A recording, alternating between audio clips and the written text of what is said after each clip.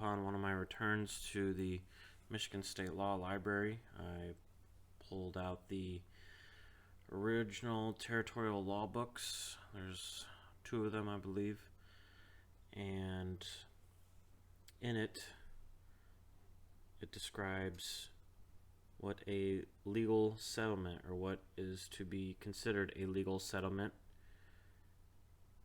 In this paragraph here, and it looks like it was done during the time of Governor Hall.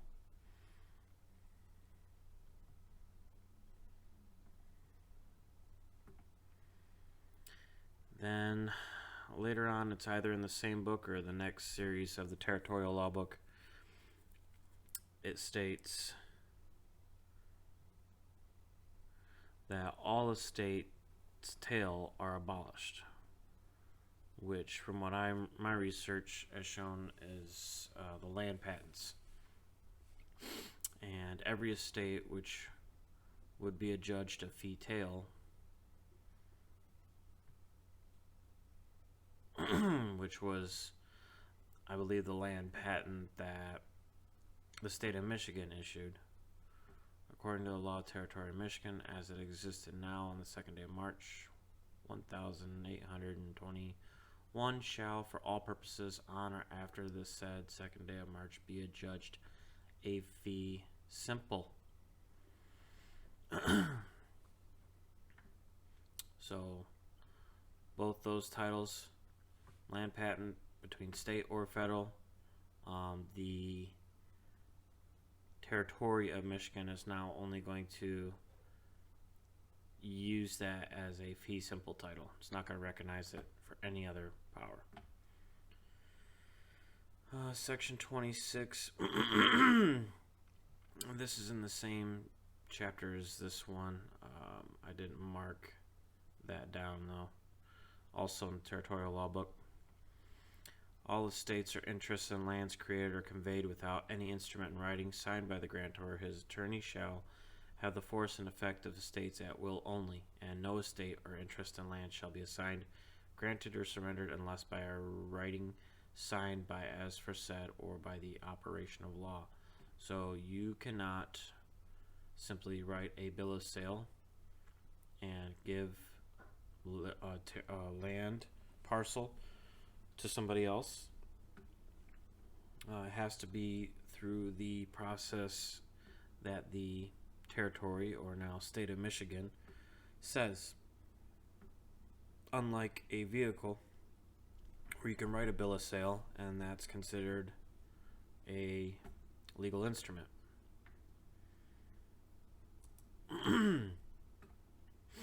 Also in the State of Michigan Law Library, this is the Public Act of the session of 1893, and this is where the origin of the property tax law comes in.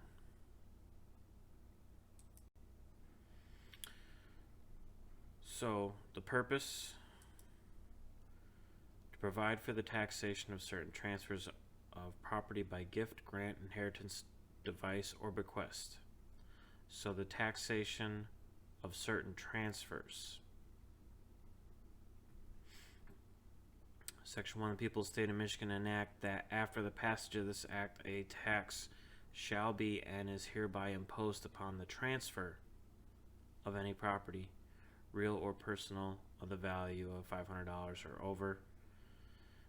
And the reason why this is important, because only the transfer was supposed to get taxed, a one-time tax, not reoccurring.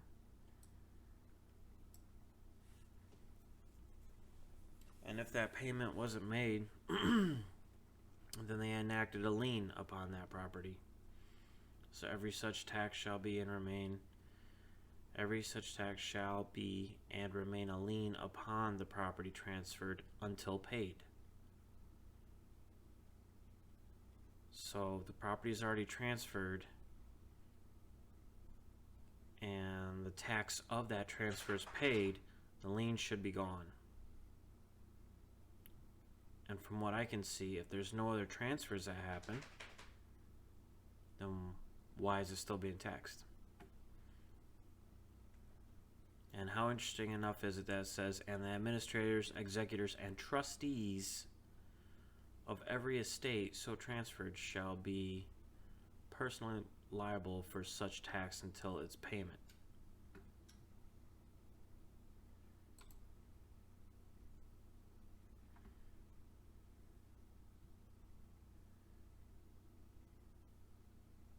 I don't know why that picture rendered green like that.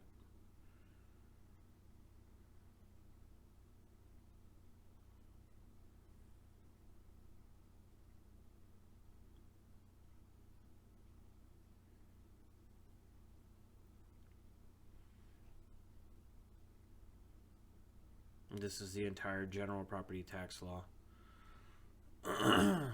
when it started in 1893. So this is almost 30 years after the Civil War, and almost 100 years, well, about 90 years after the territorial government of Michigan was established, and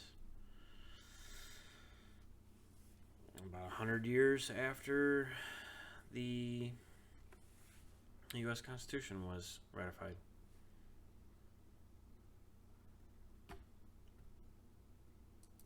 So we went a long time without property tax. This is another excerpt from 1846 saying that conveyance will be made by deed for lands in any state. And then here we have the General Property Tax Act of 206, 1893. I'm assuming that the newest version of this is the 123 or whatever number it was that the county treasurer cited earlier. And now we have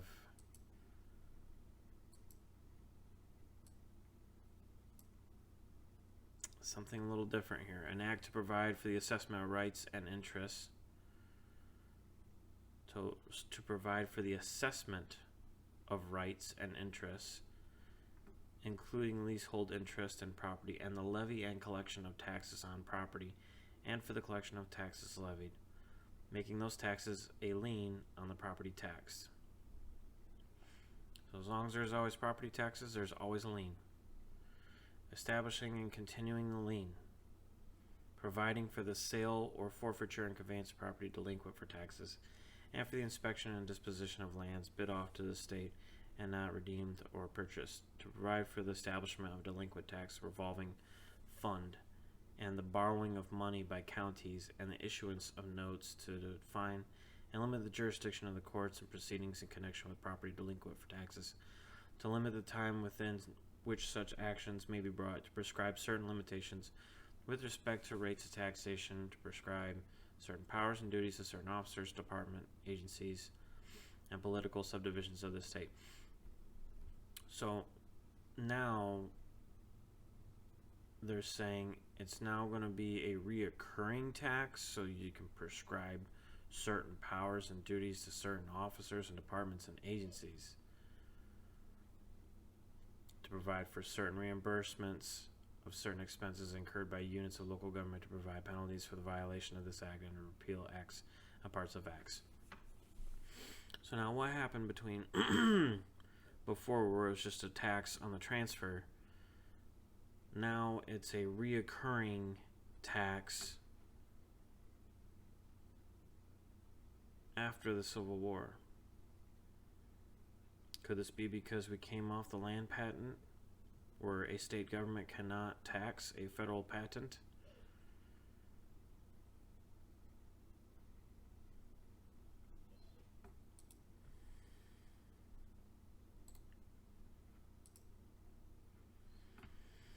So after my meeting with the county treasurer and his attorney, Mr. Lawler, they mentioned that the foreclosure proceedings would be in rem jurisdiction.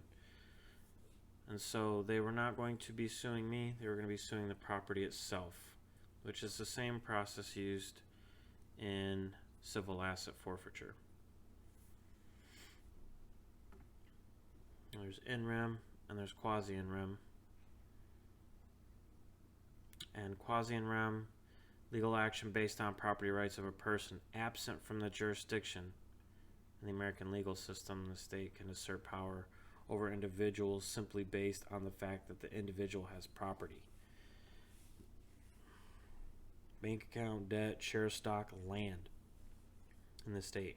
Quasi in rem jurisdiction does not have much function in the U.S. any longer. However, in very specific cases, quasi in rem jurisdiction can still be effective. But, you know, are they saying I'm there? Are they saying that I am the owner? I am present? What is their definition of the owner? Clearly, it must not be the person with the entire title, the full title to the property, because the state of Michigan and the county are trying to vest that within themselves, which denies us our right to own the property. Here's the first case that I could find where in rem jurisdiction was used by the federal government against 422 casks of wine. It was basically the wine was mislabeled and then shipped to its buyer, its purchaser, and the federal government stepped in and said, well, you mislabeled it in order to avoid taxation of some kind, and so we're going to confiscate it. Not knowing who the original owner was, they used in rem jurisdiction to sue the wine itself and seize the property. Because this was a criminal act that was done.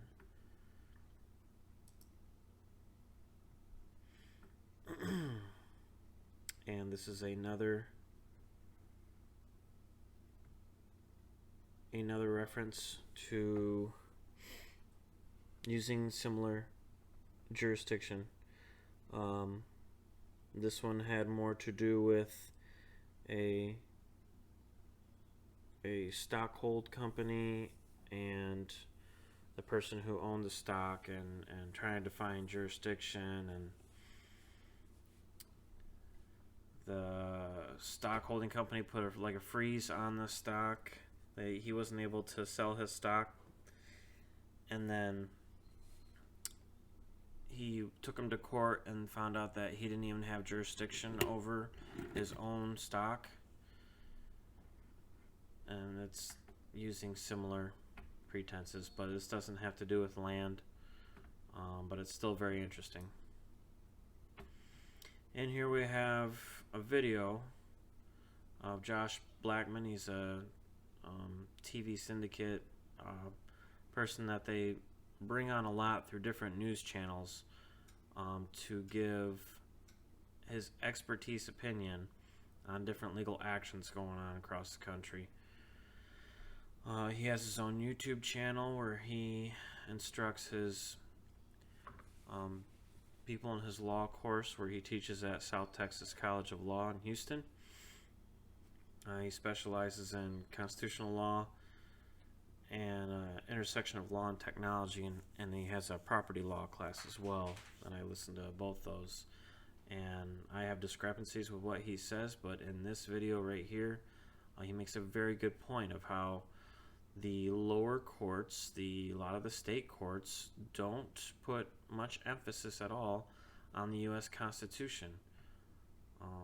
Even higher courts try to stick with stare decisis of previous decisions made in law, instead of trying to define what was the intent of when the law was set up. And I think that this is a very important thing to hear, because from what I can see, we've gotten away from our idea of private property and fell back into feudalism because we got away from our originalism beliefs. So please take your time, listen to this video. And I cannot think of a... And I'll continue on. Here we have this gentleman again from the title search company who's now going to explain the different types of liens that are on property.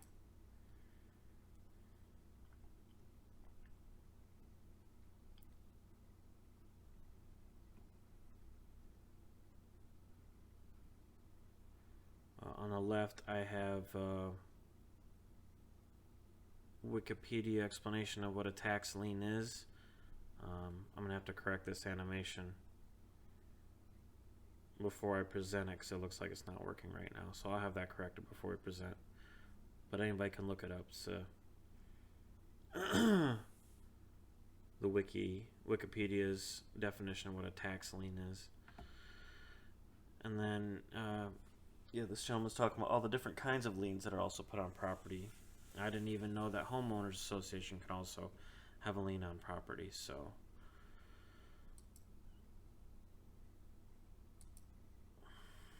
take your time to watch that video too, please. And what is a lien? Well, if you recall ever getting a mortgage or a vehicle, when you have to get a loan for those, they can put a lien on that property to where they'll still hold title of the vehicle or house or land until the debt is paid with the financial institution that you borrowed from. This makes sense. It has a beginning and end of the contract. It's something that you made voluntarily. And it's so it can hold the property where it needs to until the contract is finished, basically.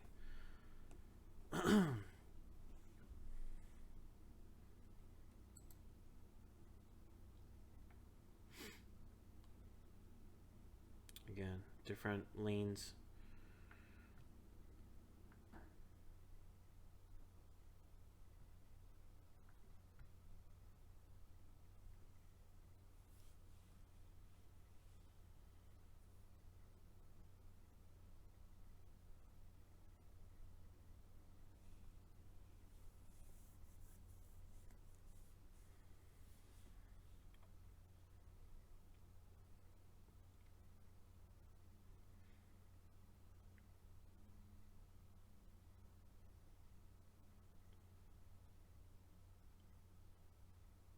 And the big problem with this is, at what point was the purchaser of the land or the person who had stuff titled to them, when were they ever informed that there was going to be a lien put on the property, or that even when they paid off their loan, that a lien would remain in perpetuity, thus never allowing you to fully own the property?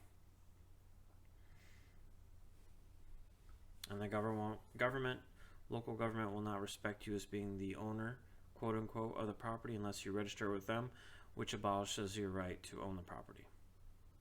So, alright, now I had my foreclosure hearing at the Ingham County 30th Circuit Courthouse with Judge Clinton Kennedy III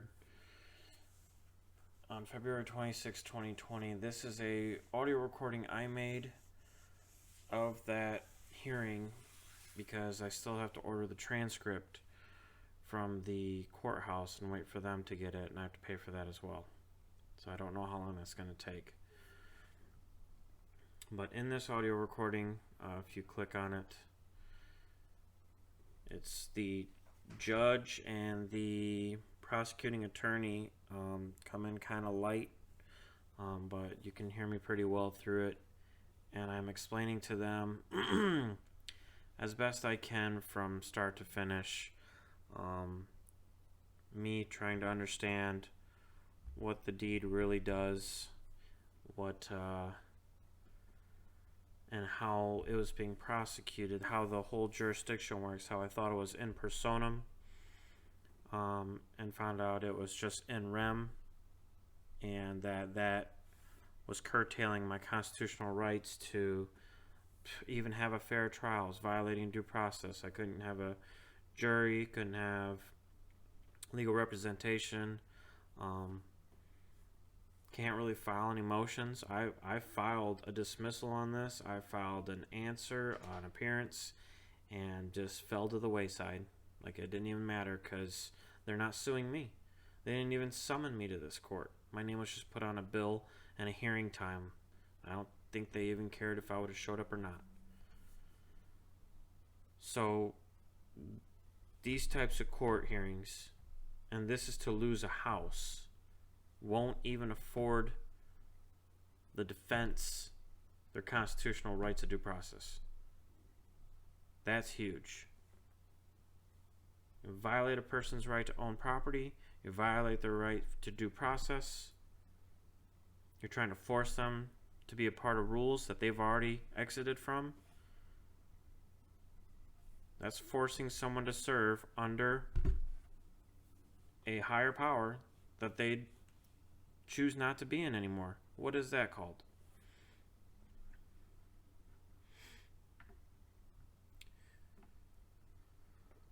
In this court, I know that they're not going to do anything because they don't care about U.S. constitutional rights. So I let my argument go to just granting me an extension so I could have my U.S. constitutional argument in federal court, and that's why I opened this case. So I've got an extension that's very temporary with them so I can get some actions pushed through the federal court to at least get them their actions stayed or frozen until the federal case is done.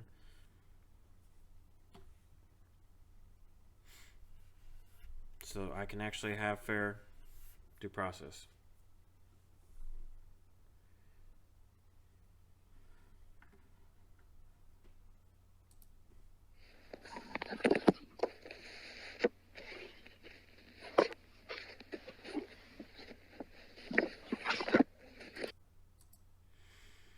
Alright, so what it all boils down to at the very beginning is fraud.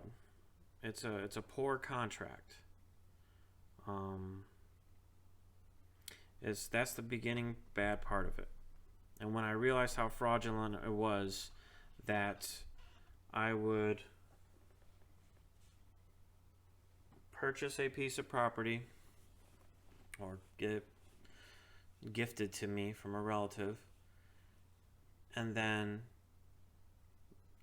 do the title transfer thinking that I was going to be the full owner, and then the title transfer company registering that document that we created into a state government jurisdictional office, giving them, well, the only thing it really does is reassign me as the new taxpayer because they always held the ownership of the property and the land, the building, everything. So we're not transferring property. We're transferring who's going to be the next tenant in that jurisdictional parcel that's going to be subject to the laws of that parcel. It's a totally backwards way than our founding fathers set things up. You're supposed to have very high title to your land, your property. You're supposed to have the right to exclude people from that. And we don't have that anymore. Tax assessors can come on my land all they want. The gas company, water, electric, just about anybody can come up to my door. I can't really exclude them.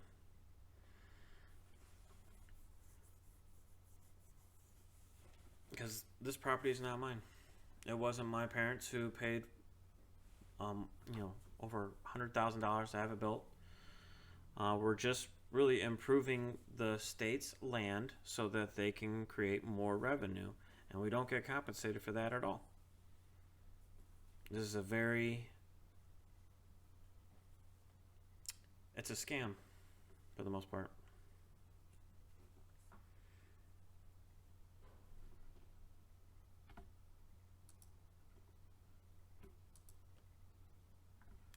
So what's the resolution going to be? Well, in times of fraud, you have to file an injunction. That is the remedy. Even down here, are given in many different kinds of cases. They can prohibit future violation of the law, such as trespass to real property.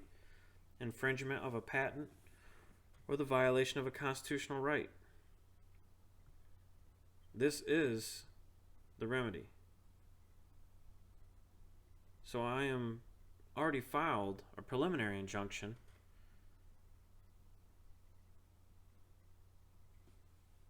to cease that action.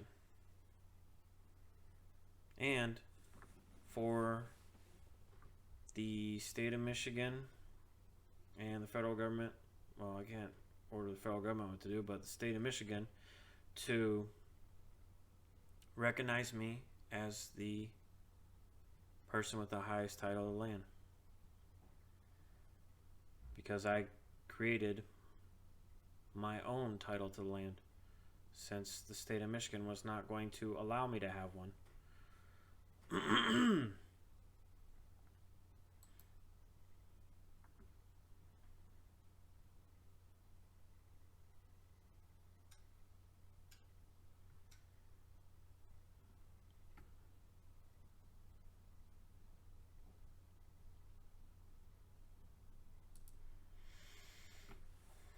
This specific performance is part of that injunction, is to award me the relief needed to undo the wrong that the state of Michigan and Ingham County has been doing for a long time now, over 100 years. They've allowed us to slip back into feudalism. They're taking away constitutional rights. And we're losing more and more of our own say in society as these laws keep going in, and nobody's being educated any wiser about what's happening. Well, here it's getting exposed right now. So I am requesting that amount in the complaint in order to make a change to get it going in the right direction for a 5-year plan, and that's going to be coming up. This is the claim that I made. I drafted my own certificate-like document. This middle paragraph is the legal description of what was wrote down as Ingham County in the Territorial Law Book. I am now posting it saying, I own that land now. It's no longer vacant. Since they tried to just assume that it was vacant and they would have ownership of it, and then tell everybody else that they live on the land and they own their own homes, and all this was a complete lie.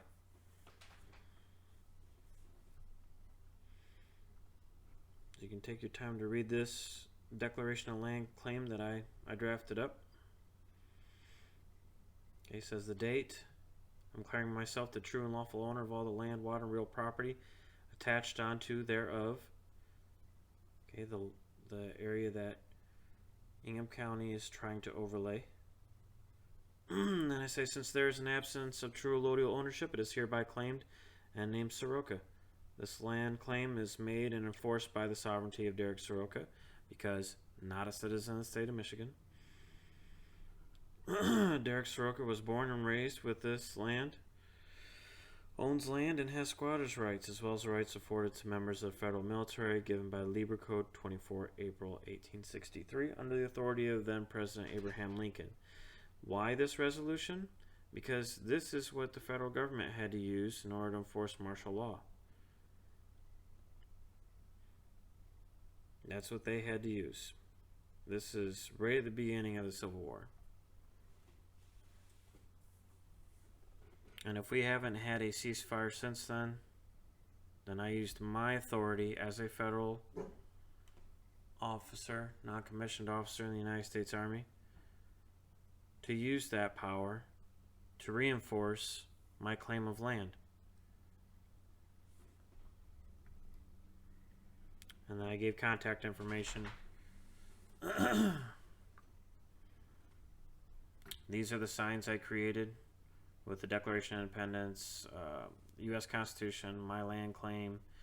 This map is the map of what is known as Ingham County. These signs were posted up at the four corners or the borders of the land that Ingham County overlays. These are the grid coordinates of each, the not grid coordinate, but the latitude and longitude of well, that's of two of them, but these are all of them right here.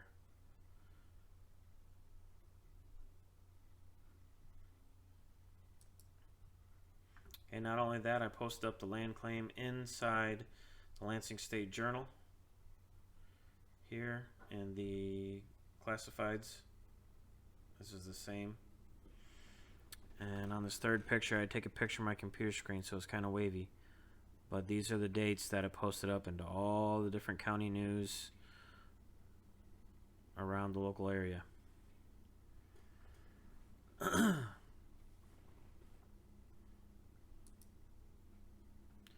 Alright, so the plan is to restore allodial title back to the residents once they are cleared of any liens on their property, and not tax liens. So once they are clear of their mortgages or collateral type of liens, workers' liens, like that, then we can create a title from my title, annex off their piece, and now they'll have their own title to their land. Okay, we'll restore abandoned properties and employ residents who can't afford to pay their property taxes to work the commercial district and generate revenue for the local municipalities. There's a lot of abandoned buildings around here and areas in our commercial district that makes this area look really, really bad and poor. And we pay a lot in taxation. So why not put to work people who can't pay it instead of just damaging them further and taking away a property that they can't pay taxes on?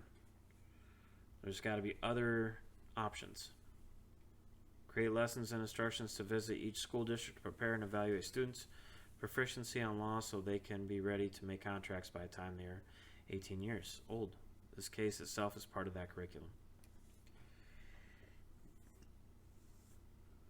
I need to wrap up this disc, so go ahead and take your time to read through this. So I'll explain it more in court. This is just kind of a rough breakdown of the plan that could be employed to make this whole thing a success.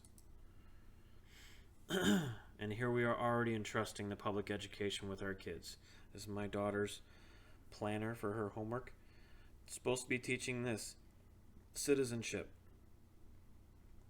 And these are the types of forms that she brings home. A citizen's job is just to obey laws. And a police officer is supposed to enforce laws, keep people safe, and help people. The mayor makes decisions, solves problems, and leads the town. Don't citizens have other priorities too? Laws don't get created unless somebody needs it. So don't citizens develop the needs for laws? Do they petition, protest, revolt against laws when they're not working?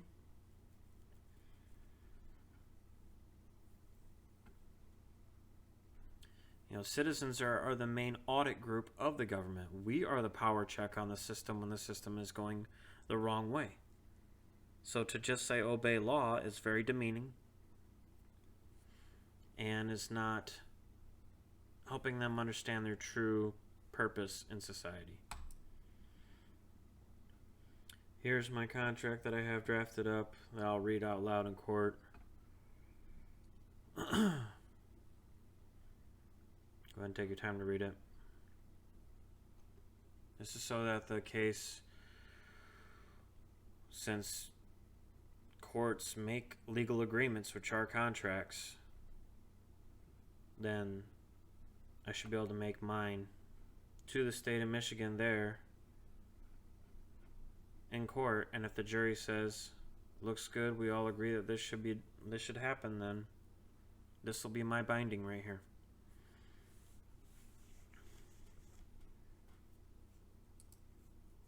And that concludes Disc 3 and my final presentation. So I want to thank you for taking your time to listen to this, and hopefully you followed through on my presentation. And I hope to see this action get resolved in federal court soon. Thank you.